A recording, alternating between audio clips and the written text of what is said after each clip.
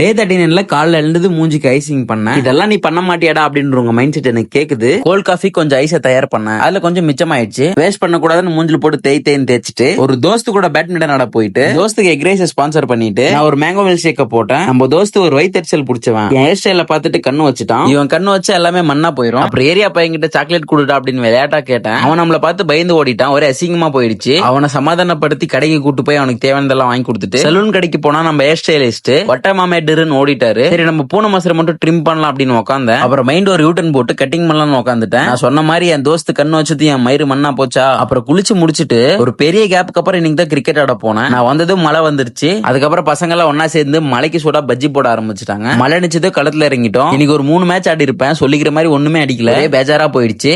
அதுலயும் ஒரு சின்ன பையன் நம்மள மேடின் பண்ணிட்டான்.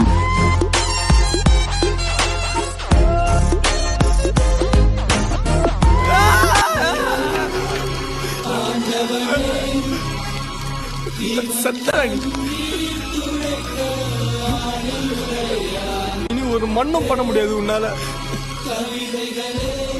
சங்கு தாண்டி உனக்கு